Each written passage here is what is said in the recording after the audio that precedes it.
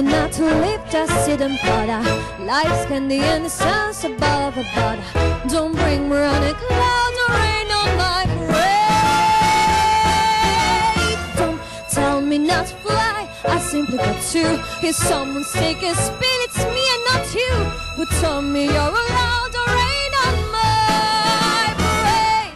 How much my band down, I'll beat my drum. And if I'm down, you turn it back, sir. At least you didn't fake it hot, sir. I guess you didn't make it by whatever on the road. Or shape perfection, or freckle on the nose, or light complexion. The sinner of the shiny apple on his eye. I gotta fly once, I gotta try once, only can die once. Rise up, whole life is juicy, juicy, you see. I gotta have my bite, sir. Get ready for me, love, cause I'm a comer. I simply gotta match my heart's a drama. Don't bring me on a cloud or rain on my parade. I'm gonna live and live now. Get what I want, I know how. One from the road, one shebang. One from the bow with the flag. Eye on the target and when one shot, one gunshot and bam! Hey, Mr. Arson, here I am. I march my band down. I'll beat my drum.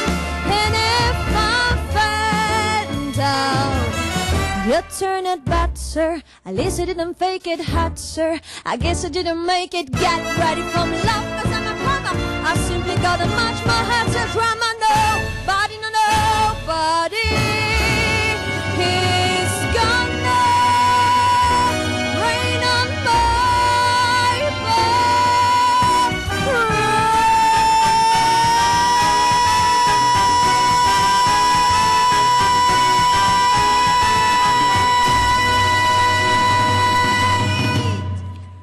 Applausi, applausi Alessandra, te li meriti tutti, bravissima. Non hai scelto di sicuro delle canzoni facili, anzi forse le più difficili. Complimenti, complimenti a questa mamma. Voi non la vedete ma dopo io ve la farò vedere, che è qui seduta e che non ha neanche coraggio di guardare sua figlia, tiene gli occhi bassi quando Alessandra canta. Grazie mamma Flora che sei qui, poi parleremo anche un po' con te.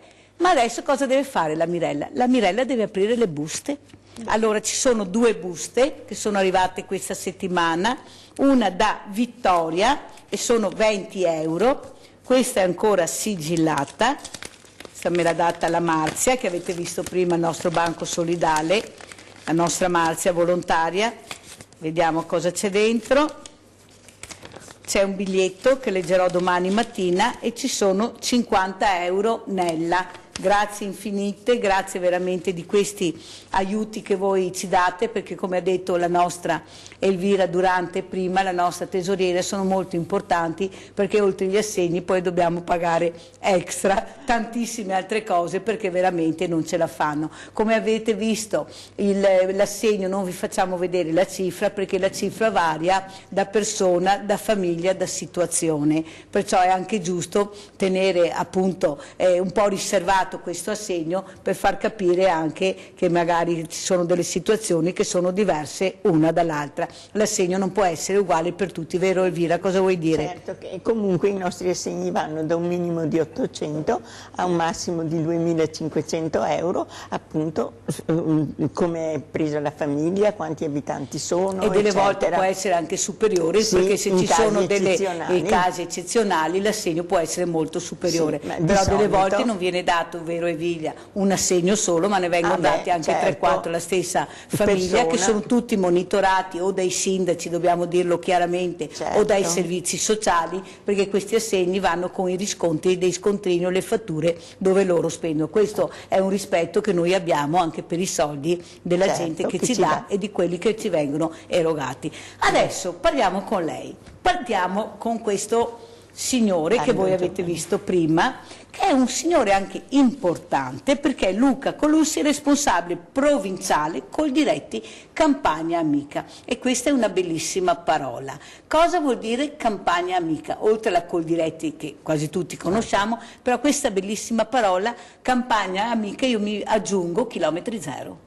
Prodotto chilometri zero. Prego Presidente. Indubbiamente è un progetto di Coldiretti nato più di 10 anni fa. E proprio questo concetto di amica vuole avvicinare sempre più quello che sono i consumatori al mondo dell'agricoltura vera, quella di prossimità, diciamo, appunto. Per cui inizialmente siamo partiti coniando proprio noi come Coldiretti Veneto questa dicitura di chilometro zero, e sempre più questo progetto si è allargato, diventando oggi una rete vera e propria di vendita diretta da parte degli agricoltori.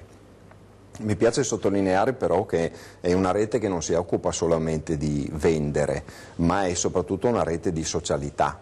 Quello che vediamo nei nostri mercati di piazza è appunto il fatto che oltre a fare la spesa la gente si ferma perché diventano dei luoghi di incontro, diventano dei luoghi in cui le persone si fermano a parlare con gli agricoltori e si fermano anche a parlare tra di loro, insomma, per cui il mantenere sempre questo clima di, come si usa dire oggi, insomma, di sostenibilità delle cose fa sì che ricordiamo e riportiamo a quelli che erano anche i temi delicati che citavamo prima, la comunicazione, il sentirsi comunità, il sentirsi insieme con altre persone. E anche con la tragedia di Belluno voi avete fatto la vostra parte, perché a noi interessa specialmente anche la solidarietà, che voi appunto nei mercati, un colpo a uno, un colpo all'altro, però cercate sempre di aiutare qualcuno che è in difficoltà. Vi siete molto spesi per questa campagna a favore delle nostre meravigliose montagne, dilaniate da questo terribile evento che è arrivato, perciò io direi di iniziare questa maratona all'interno di questi mercatini e della solidarietà. Andiamo dove? A Maserà di Padova. Ciao grande famiglia, oggi è domenica e siamo a Maserà di Padova perché c'è una bellissima mostra del radicchio meraviglioso di Maserà di Padova, buonissimo, ma perché tutto ricavato una parte andrà alla città della speranza. Ecco Fiorenza che voi conoscete, ciao Fiorenza. Ciao, ciao cara. Allora, cosa succede questa mattina a Maserà di Padova? Stamattina abbiamo la festa del radicchio, il ventennale della festa del radicchio, che noi cerchiamo di promuovere in tutti i modi perché è una tipicità di Maserà. È un radicchio che viene messo a fare come si faceva una volta, tanti anni fa, con un sistema tradizionale.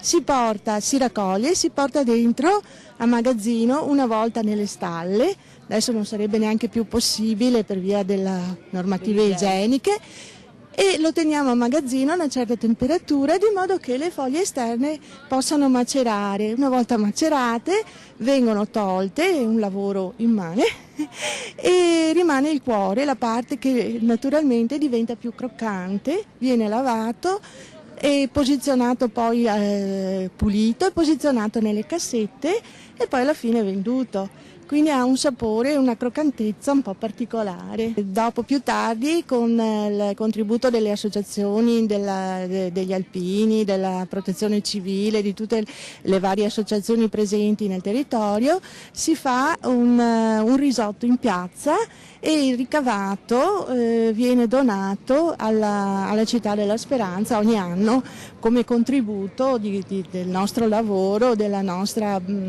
della nostra festa, diciamo, ecco. Abbiamo questo grosso problema, oltre a tutti gli altri problemi, tutte le problematiche legate all'agricoltura, perché dobbiamo dire che l'agricoltura italiana è lasciata un po' andare a se stessa.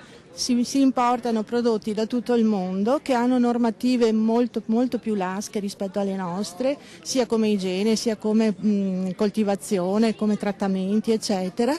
E tutti i nostri prodotti tipici, parlo in generale in tutta Italia, l'avete letto tutti dappertutto, vengono buttate le arance, vengono buttati i pomodori, eccetera, per sommergerci di prodotti che sicuramente costano meno, però sono anche qualitativamente meno validi, diciamo, e poi ne rimette la nostra salute.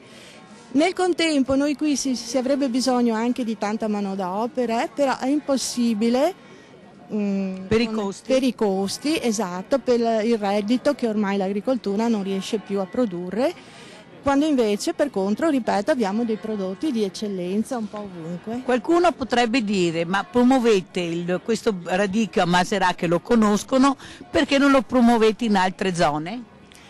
Questa è una bella domanda. Intanto siamo rimasti veramente in pochi, perché una volta tutti i contadini in ogni casa se lo facevano autonomamente.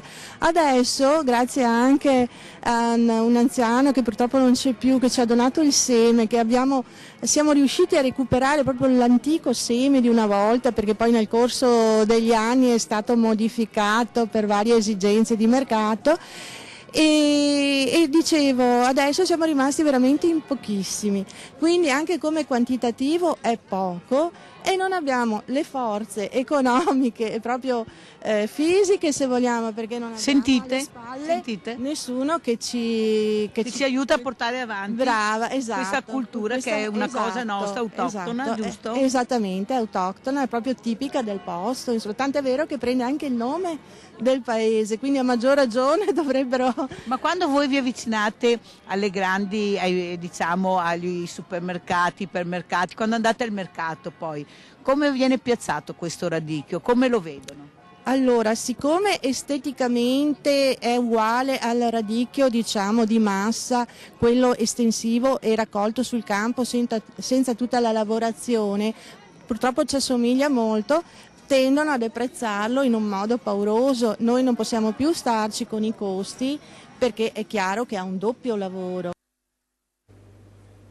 Presidente Colussi, prenda appunti perché adesso meritava, e lasciamo a parte questo servizio, ma lo mandiamo subito, il radicchio. Guardiamo il radicchio e poi sentiamo il responsabile della Coldiretti. Qui vediamo la rosa di Maserà, che è bellissima, guardate che colore. Sì, anche questo è un radicchio sempre messo a fare, che è un incrocio tra la rosa di Verona e il nostro, per cui ha le caratteristiche di entrambi, però ha preso una colorazione di un rosa particolare.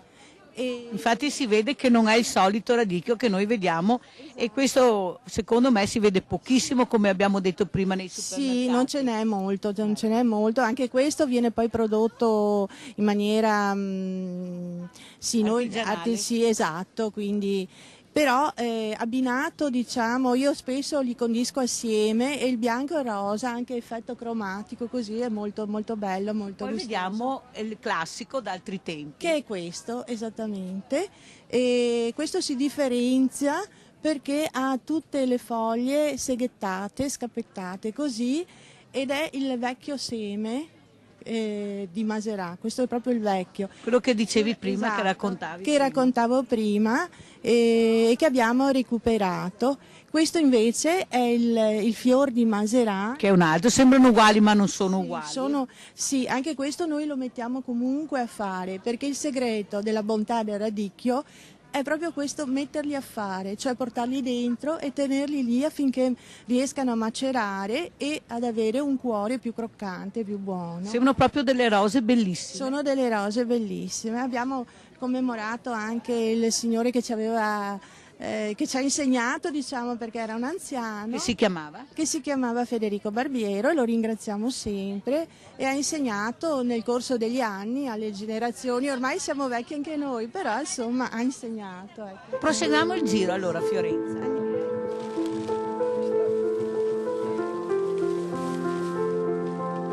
Ecco, abbiamo cercato poi di renderlo visivamente ancora più appetibile, diciamo, all'occhio, studiando un po' delle confezioni che possono essere sia queste borsettine, questi cestini molto pratici, già predisposti come peso, sia dei bauletti e sia le classiche cassette, sia miste che in tinta unita, cioè solo bianco, solo il rosa, cercando di venire incontro a tutti i gusti, a tutte le aspettative poi e alle esigenze soprattutto delle famiglie, perché spesso si è in pochi in famiglia purtroppo, quindi cerchiamo anche come peso, come quantitativo di essere favorevoli a tutti, insomma. Adesso andiamo dai ragazzi.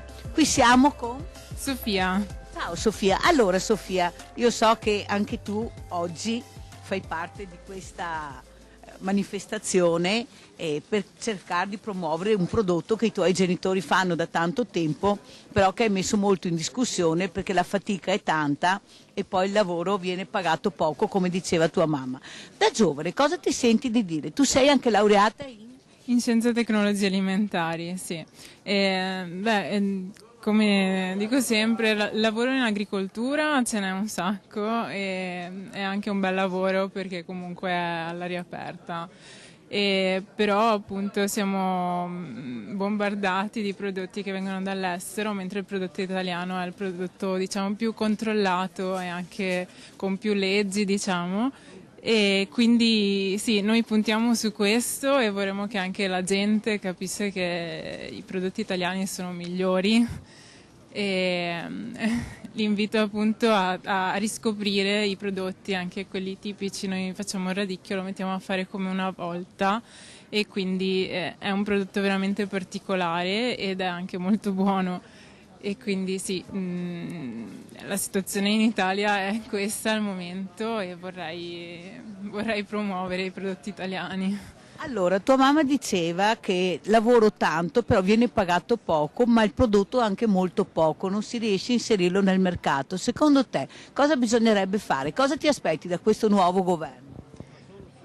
Oddio, questa è una domanda interessante perché diciamo che negli ultimi, penso, 20 anni non è mai stato fatto molto in questo senso e diciamo che ci vorrebbe forse una legge dei prezzi minimi sulla frutta e la verdura, perché in effetti il prodotto viene venduto al supermercato ad un prezzo che può essere anche 10 volte superiore a quello che viene pagato all'agricoltore e quindi... Cioè la filiera è troppo lunga e la bilancia non pesa bene. Esatto, bisognerebbe che ci fosse un po' più di equilibrio da questa parte. Ti faccio un'altra domanda. Tu ti sei laureata, hai frequentato le scuole, le nostre scuole, adesso c'è questo nuovo decreto per la scuola, decreto legge. Ne hai sentito parlare? Cambieranno appunto gli accrediti, cambierà un po' tutto. Il ragazzo dovrà essere sempre più preparato. Cosa ti senti di dire? Io ho visto in questi ultimi anni un po' un portare avanti tanto l'istruzione, cioè anche chi fa gli istituti tecnici deve per forza fare l'università perché non ha più un titolo e per cui forse era meglio prima, diciamo, da questo punto di vista. E perché appunto mancano sempre le persone qualificate, le persone con dei titoli precisi e la laurea lascia il tempo che trova, diciamo, serve, è utile, però ci vuole molto tempo e uno non può arrivare a 30 anni a lavorare, dovrebbe avere una qualifica prima e riuscire a iniziare a lavorare prima, se si vuole far girare l'economia anche. Grazie. Allora, Colussi, intanto non sono più gli agricoltori di una volta, gente giovane, laureata, con idee molto chiare e sanno benissimo quello che dicono. Cosa si sente di aggiungere e di rispondere a questa ragazza che alle mie domande ha risposto non con chiarezza, ancora di più? Beh, direi che è molto stimolante intanto questo filmato. La prima cosa che mi piace sottolineare è che effettivamente la professione dell'agricoltore oggi è una professione molto stimata, soprattutto per il grande lavoro che hanno fatto i giovani in questi ultimi 10-15 anni. Tempo fa dire mi occupo di agricoltura poteva sembrare uno degli ultimi lavori, oggi dire sono un agronomo, per cui conduco la mia azienda agroalimentare, subito fa immaginare una professione è fatta di 1000 professionalità al suo interno, bisogna conoscerne di meteorologia, di agronomia, di zootecnia, di coltivazione di qualsiasi genere, per cui stiamo parlando di una professionalità altamente qualificata. Ma poco pagata, poco retribuita. Su questo direi che sforzi ne sono stati fatti molti in questi anni. Proviamo a pensare a quello che era l'agricoltura di circa 30 anni fa, quando vedevamo in televisione le ruspe che schiacciavano le arance o i pomodori o anche i nostri prodotti. In quel momento l'agricoltura sembrava che fosse uno dei pezzi della nostra economia che doveva per forza essere mantenuta e sostenuta con i soldi di tutti. Oggi non è più così, con gli strumenti che abbiamo da circa 10 anni a questa parte, la cosiddetta multifunzionalità, cioè il fatto che l'agricoltore oltre che produrre possa vendere, possa trasformarsi, possa presentarsi sul mercato, ha sicuramente guadagnato degli spazi molto ampi e la vendita diretta, il collocarsi direttamente su una pubblica piazza a vendere il proprio prodotto non è un qualcosa di così diciamo scontato. Sono state dure battaglie fatte in questi anni ma che hanno dato spazio all'imprenditorialità e alla visibilità. Oggi la risposta vera è data dal fatto che chi sceglie è il consumatore, per cui noi per primi agricoltori dobbiamo saper produrre un prodotto diverso. È vero che poi deve esserci anche il valore economico, ma su questo secondo me viene incontro quello che è la battaglia delle battaglie che come Coldiretti stiamo facendo, che è quella legata proprio alla trasparenza dell'origine del prodotto che noi Vediamo mangiamo. la locandina Colussi che dice proprio una risposta a quello che ha detto Sofia: cibo non anonimo, stop di cibo anonimo, vogliamo sapere cosa mangiamo. Andiamo a vedere il prossimo servizio e poi commentiamo con lei. Certo. Adesso siamo con Vittorio. Allora, dicono che i ragazzi non hanno voglia di lavorare, se non si vogliono sacrificare, specialmente il sabato e la domenica, e soprattutto non ci sono professionalità giovani in giro. Tu cosa vuoi dire, Vittorio? Beh, Tu studi? Sì, io faccio il 5º anno al Duca degli Abruzzi, che è l'Istituto Tecnico Agrario di Padova. Comunque generalmente dipende anche soprattutto dalla personalità dei ragazzi, perché io conosco molto gente preparata, soprattutto a livello tecnico, e anche che ha molta voglia di lavorare. E comunque sì, è vero, ormai le ultime generazioni generalmente hanno poca voglia di lavorare, secondo me anche per la qualità dell'insegnamento sia dei genitori che degli insegnanti. Abbiamo visto anche a Padova cosa è successo in centro, insomma. C'è una riforma della scuola, adesso è uscito proprio l'altro giorno. Cosa vuoi dire, Vittorio? Tu che la frequenti e che capisci bene cos'è la domanda che ti ho fatto. La riforma della scuola, secondo me, generalmente c'è solo una grande confusione, perché comunque anche a livello ogni istituto aveva la sua teoria, perché non ci sono direttive giuste dal Ministero, perché non sto dicendo che questo governo l'abbia fatta, perché da quello che ho capito sono i governi precedenti, ma c'è sempre una grande confusione. Adesso l'alternanza scuola-lavoro è fatta, adesso sembra che non serve neanche a farla. L'esame sembra un quiz televisivo. Gli accrediti? Gli accrediti bisogna convertirli tutti, perché adesso sono stati cambiati, da 25 sono passati a 40, e entro la fine del primo quadrimestre bisogna che ogni scuola li rivaluti. È un po'... C'è molto casino e soprattutto le seconde prove sono abbastanza toste sto anno, quindi... Il Ministro dice che dovete essere più preparati. Il Ministro dice anche che viene premiata l'interdisciplinarietà delle materie, lo era anche prima con la tesina, secondo me comunque chi va all'esame era preparato sia prima che adesso hanno anche tolto la terza prova, quindi... Troppi anni di scuola, la scuola è troppo lunga, cosa vuoi dire? Sì, è vero, alcuni paesi europei finiscono già a 18 anni, noi finiamo a 19, però la scuola il problema non è la durata della scuola, il problema è assicurare il lavoro dopo. E la qualità della scuola. Esattamente, sì, dopo dipende anche dall'istituto ovviamente, ci sono istituti d'eccellenza e altri che lasciano un po' desiderare. Buongiorno. E complimenti per la trasmissione che seguo ogni mattina. Sentite? Grazie. Esatto, grazie. come no. Avete visto dove mi avete trovato?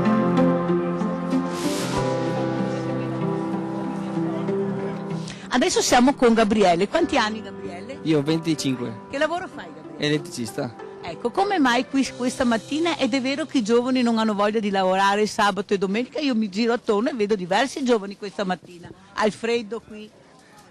Sì, ma perché comunque vengono anche con le famiglie, cioè hanno voglia di lavorare, di stare comunque con la gente, invece ci sono magari persone che finito scuola, di sicuro se magari anche i suoi genitori non sono invogliati e fanno lavori insieme con loro, gli dicono fai questo, fai quello, loro magari la famiglia anche, la famiglia dice che se c'è una famiglia dietro comunque che supporta, che magari anche tipo qua tutti quanti sono insieme e fanno il lavoro, come si può dire, fanno tutti quanti insieme con la famiglia, invece in giro ci sono persone che magari... Cioè è la famiglia che deve educare, dici Esatto. tu, il ragazzo a crescere Esatto, e sì. capire cos'è il lavoro, Infatti, il sacrificio. ma fin da piccoli bisogna cominciare comunque, perché dopo... Sentite che idee chiare hanno. Perché se dopo invece cominci a 25 anni uno non ha neanche voglia, magari è già abituato a dire ma sì, tanto sono loro che lavorano i miei genitori, quindi non ho neanche... Perciò tu l'appello lo rivolgi ai genitori, cercate di educare esatto. questi bambini. Ma fin da piccoli a fare le minime cose, darmi una mano a portarmi questo, A conoscere i a prodotti. conoscere, esatto, bisogna comunque sapere, perché dopo uno arriva a 20 anni che piuttosto va in bar, cioè va con gli Lo sa occhi- cosa Casera dice e Maserà magari. Infatti. Grazie, grazie.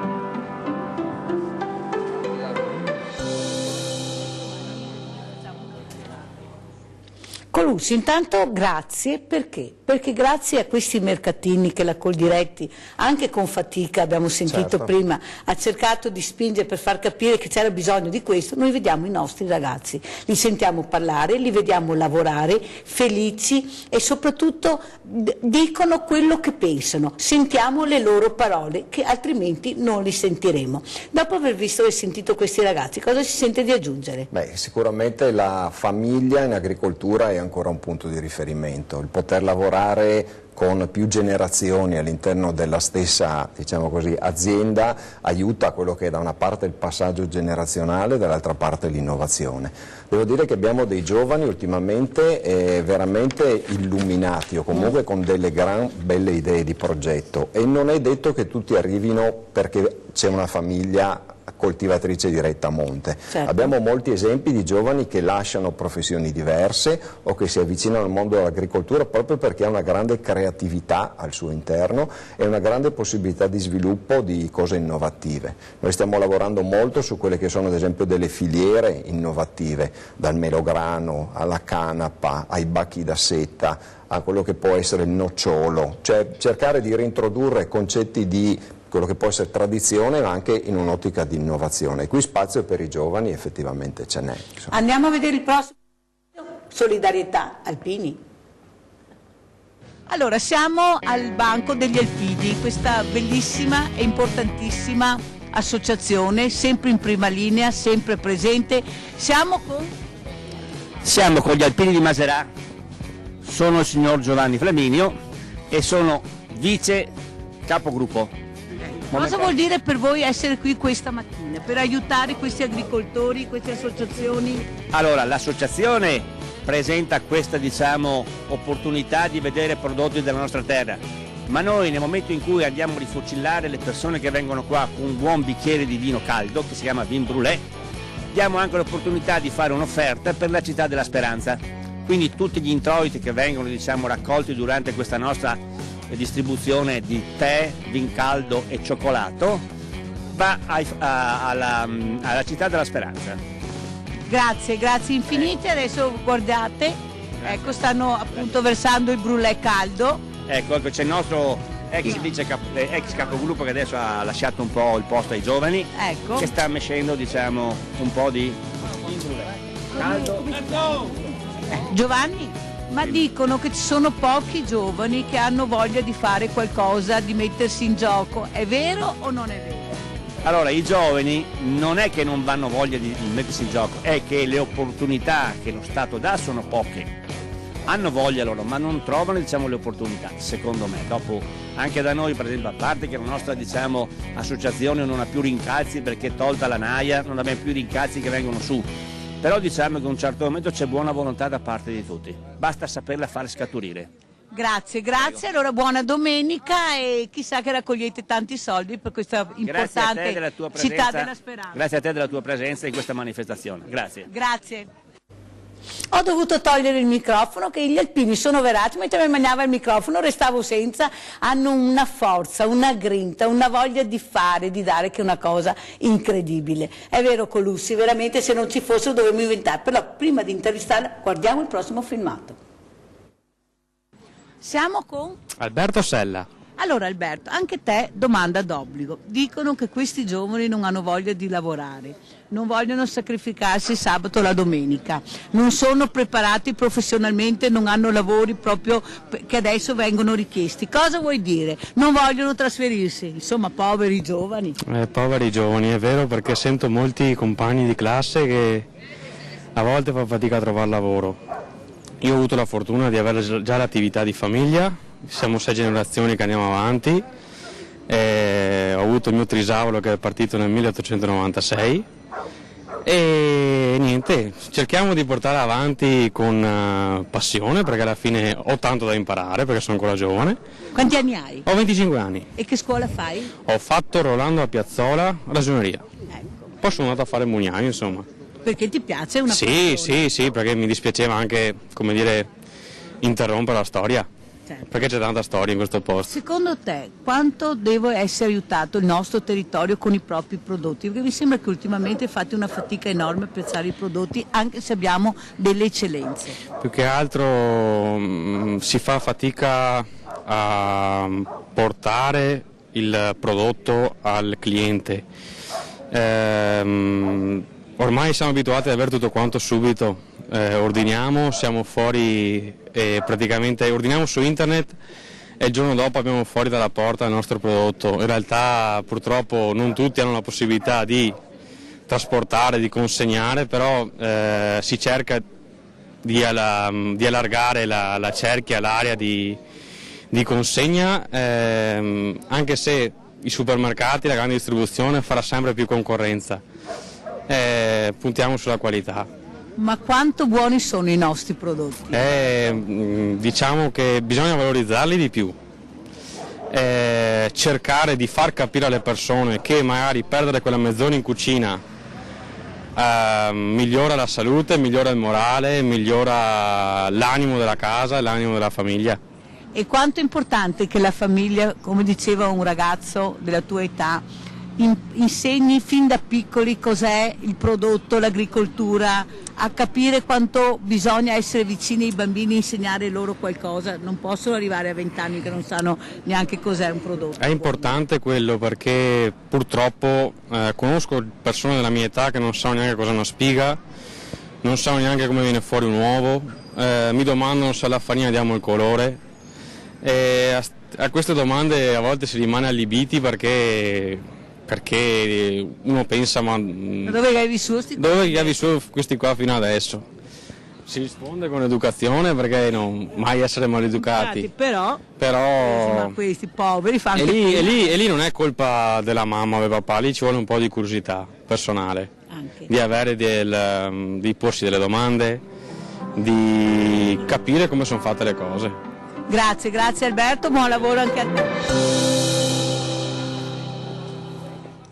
Colussi, ha sentito? Direi che questa è proprio la bellezza a un ragioniere che fa il mugnaio, ma provate a immaginare quanta attenzione c'è adesso sulla riscoperta delle farine, dei grani antichi, di riuscire a rifarsi il pane in casa, sentire il profumo del pane. Queste sono opportunità importanti per i giovani, con economia reale, come dicevamo prima.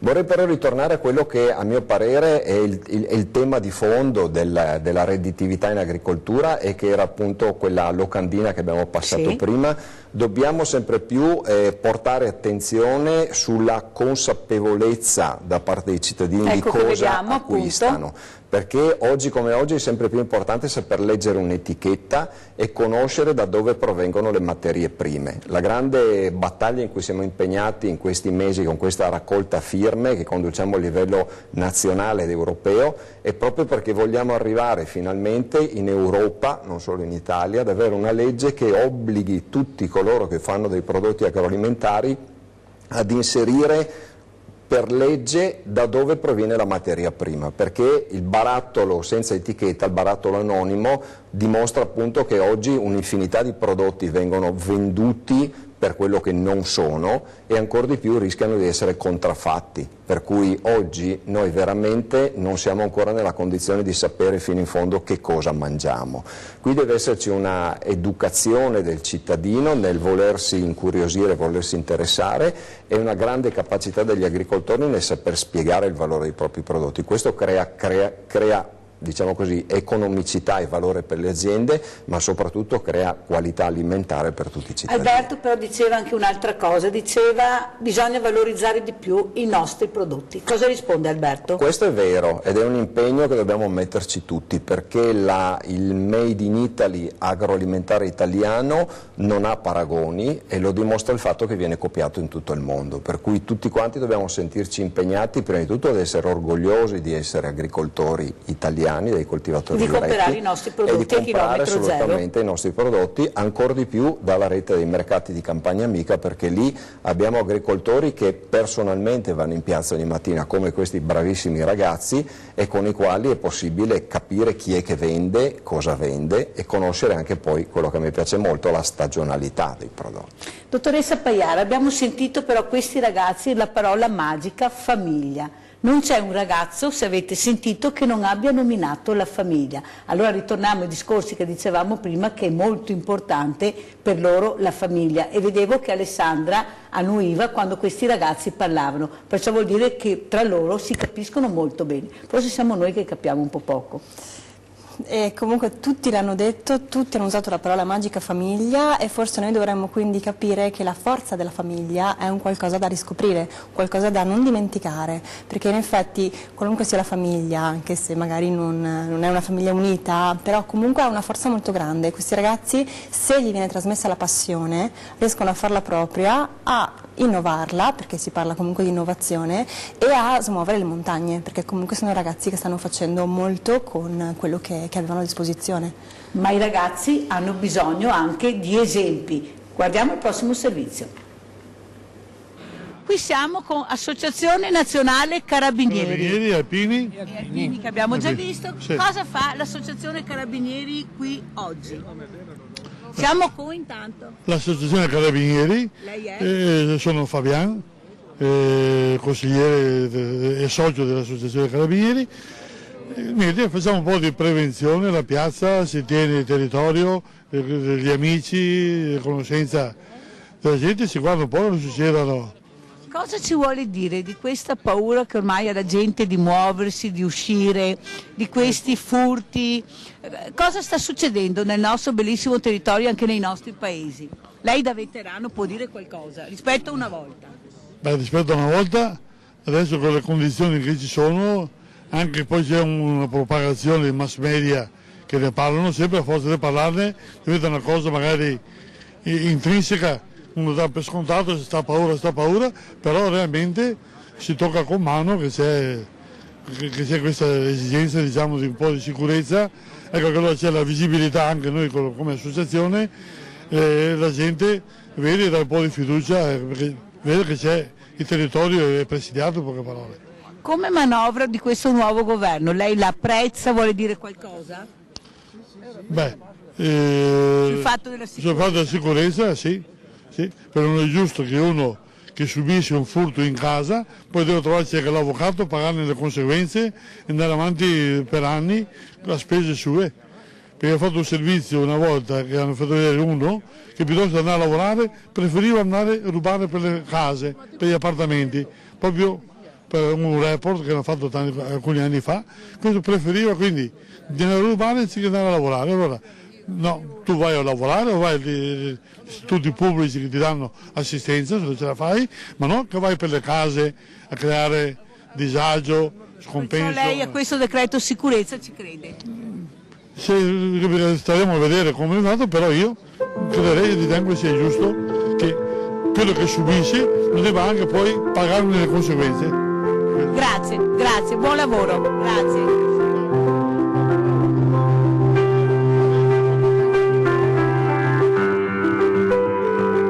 Siamo con Federica. Con la Caufratta. Quanti anni? Io 41. Cosa vuoi dire Federica? Come va? Beh, per il momento fa molto freddo, speriamo che adesso il sole scaldi e che sia una bella giornata produttiva, insomma. Come va il lavoro in generale? Il lavoro in generale diciamo che è un lavoro duro che però dà tante soddisfazioni. Vale la pena? Sì, alla fine vale la pena perché comunque siamo contenti anche se il sacrificio è grande. Cosa ti aspetti da questo nuovo governo? Cosa mi aspetto? Sicuramente maggiori agevolazioni per noi giovani perché ne abbiamo bisogno. Ne avete bisogno per continuare questo lavoro che è anche un lavoro molto faticoso e che impegna molto. Esatto. Colussi, avevano le idee chiare, mi fa piacere di averli fatti sentire perché sono veramente delle persone veramente in gamba, ma facciamo la maratona e poi sentiamo cosa risponde perché non abbiamo ancora finito. Andiamo col prossimo servizio e poi sentiamo Colussi. Siamo con Scremini Ilario della Società Agricola Fratelli Scremini. Stai spiegando una cosa, Ilario, che quando si apre un salume bisogna cosa fare?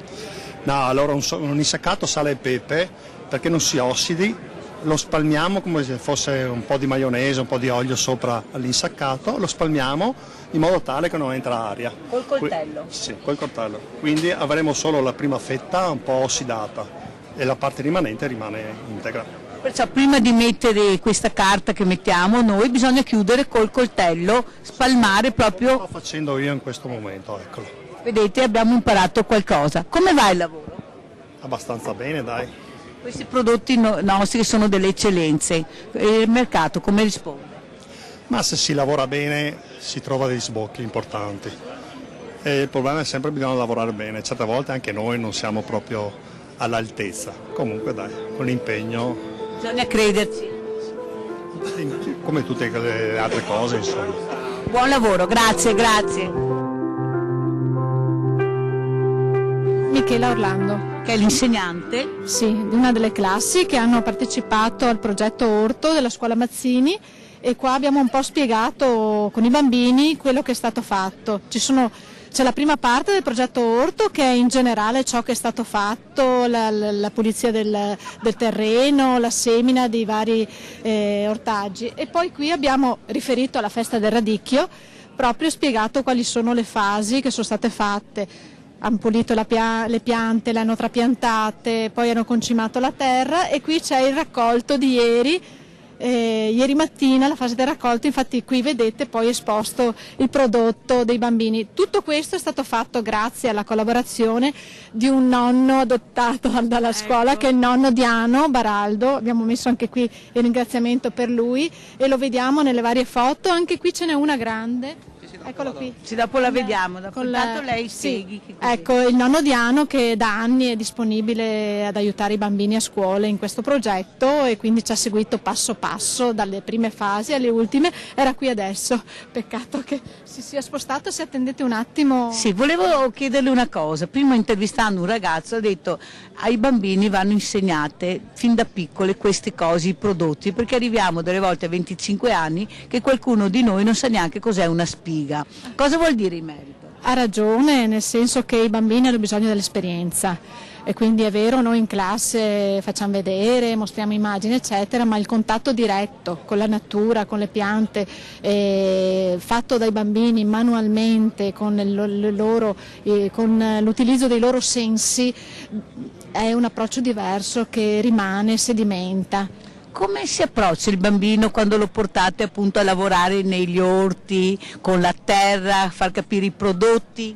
È attento? Beh, vorrei che li vedeste. Vorrei che li vedeste perché hanno la luce negli occhi. Hanno la luce negli occhi quando si mettono a lavorare, l'aspettano tutta la settimana perché abbiamo l'impegno settimanale, brillano. hanno gli occhi che brillano perché è un sapere agito che per loro diventa una cosa meravigliosa. Allora diciamo che sono i genitori che portano poco questi bambini a capire, a insegnare anche a queste manifestazioni. Non mi permetto di giudicare, dico che noi come insegnanti facciamo il possibile perché possano avere tutte le esperienze possibili, scusi la ripetizione di parole, per il loro futuro, per la loro vita. Ecco il nonno Diano! Ecco il nonno Diano, buongiorno nonno Diano, buongiorno e grazie per quello che fa. Allora, cosa vuol dire essere nonno secondo lei in un mondo un po' particolare? Forse una volta c'era più rispetto dei nonni, degli anziani in generale. Sì, io vorrei Quanti dire anni? che ho io, Sì. lo dica, Dai, 91. 91 anni. Anche noi abbiamo un nonno di 91, anzi 92 che ci aiuta negli orti solidali, perciò questi nonni sono molto importanti. Allora, cosa vuol dire appunto del rispetto verso l'anziano? C'è ancora? Sì, insomma, mi posso dire sì dei putei che ho a scuola, Sì. che sono veramente amato e anche orgoglioso e loro orgogliosi di me. Però nel seguito del giro del mondo noi vediamo una cosa che non va tanto bene come che andava bene una volta. Poco rispetto che si in giro. Sì, e tanta cattiveria. Siamo con Pier Giorgio, anni 10. Per te cosa vuol dire, Pier Giorgio, vedere questi disegni, ma soprattutto col tuo papà, vedo questa mattina, venire a visitare questo bellissimo mercato agricolo? Felicità. Dai, ti piace tanto? Sì.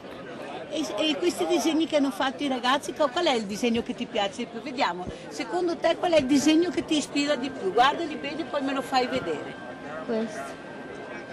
Questo? Perché? Però mi piace. Ti piace? Ecco, Pier Giorgio ha scelto questo disegno, guardate che bello che è. Allora dobbiamo dire bravo il tuo papà che ti ha portato qui questa mattina? Sì. Ecco.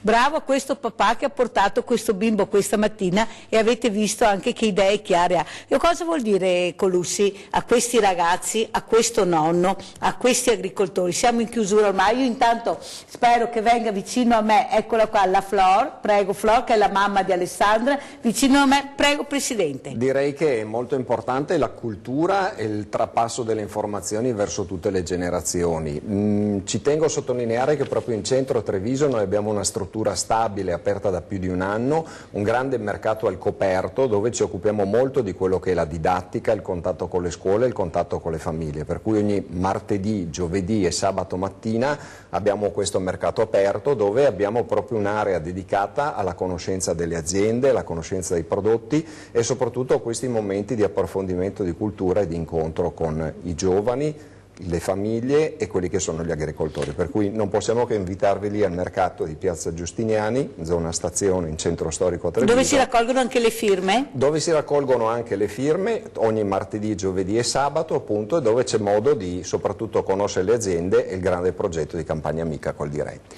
Allora noi ringraziamo Colussi, speriamo ancora di averla ospite, speriamo di aver fatto anche una buona cosa per voi a casa, perché cerchiamo di informarvi, cerchiamo di darvi il massimo per sapere anche alle persone anziane che non possono andare in giro, Mirella vi porta un colpo di qua, un colpo di là, però soprattutto quello che voglio far capire è la solidarietà che ci avvolge dovunque, comunque e in qualsiasi modo.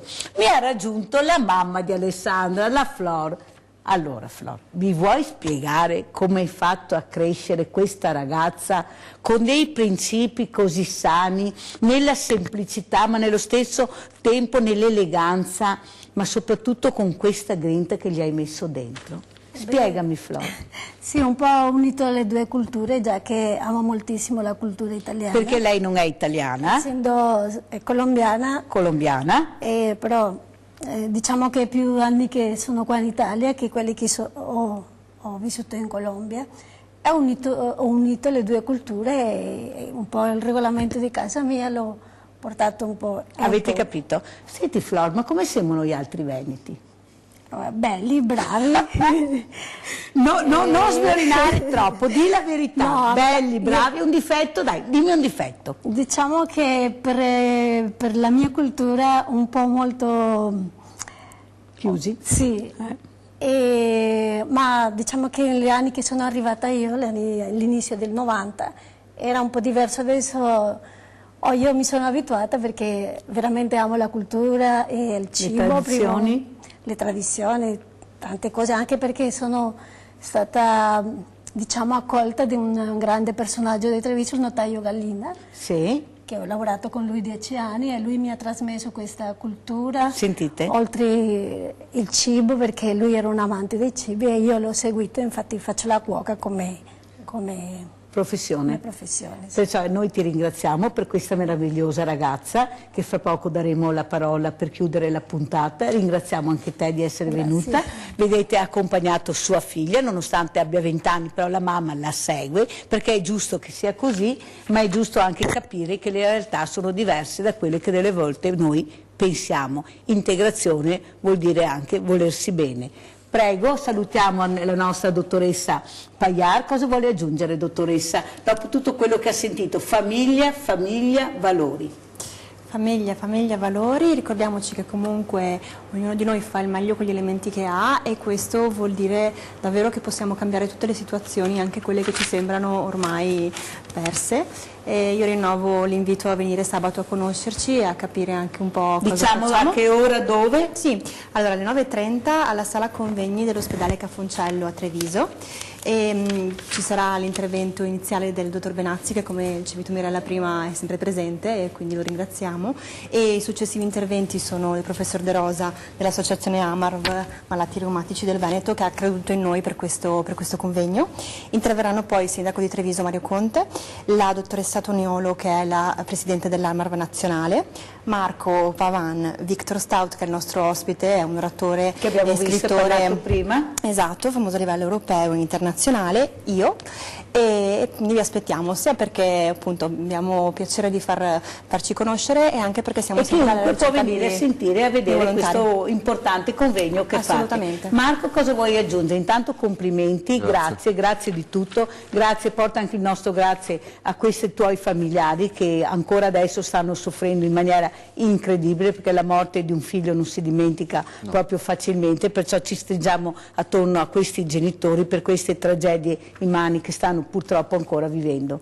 Io voglio aggiungere, collegandomi alla passione ai ragazzi, dicendo ai genitori di trasmettere ai propri ragazzi la passione di vivere, di creare e di lasciar stare quelle bombe atomiche che sono i cellulari, e giocate, divertitevi e ammetteteci passione nella propria vita. Elvira Durante, con quali parole ci vuole salutare? Ci vediamo mercoledì al banco. Ecco, lei è molto spiccia, è diretta, è concreta. Mercoledì al banco. Colussi, con quale parole ci vuole lasciare? Beh, creatività, direi che questo è il valore che ci portiamo dietro tutti, sapendo che ognuno può essere protagonista della propria vita e di un proprio progetto, insomma, per cui Campagna Amica è un progetto aperto a tutti e non posso che aspettarvi in Piazza Giustiniani, a nostra grande casa aperta, dove possiamo continuare volentieri a parlare di tutto quello che ci piace. E io vi saluto, un forte abbraccio come tutti i lunedì sera e soprattutto non dimenticate che gli ultimi forse dovrebbero diventare i primi. Ascoltiamo in silenzio e diamo esempi. E adesso diamo la parola alla nostra voce meravigliosa che chiuderà con quale brano? Viaggio nel passato di Anastasia. Ecco, Viaggio nel passato di Anastasia. Noi con questa musica e con questa bellissima canzone vi lasciamo. Io vi do appuntamento a domani mattina e poi a lunedì sera la prossima settimana. Ciao!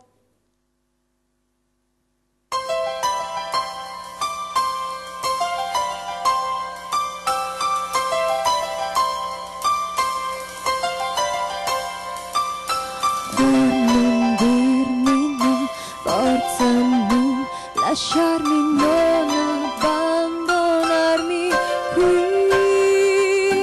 è la vita che mi offre un'occasione mai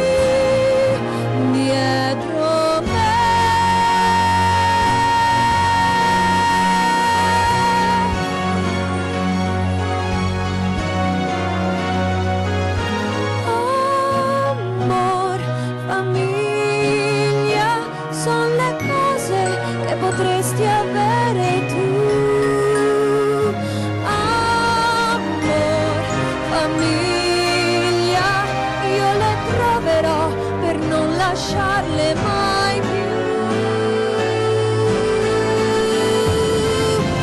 Qualche passo e vai dietro la speranza, la mia strada troverò, poi saprò chi sono ed avrò un futuro nel mio cuore, già lo so, sì, fa che sia un segno, non soltanto un sogno, il passato ora c'è.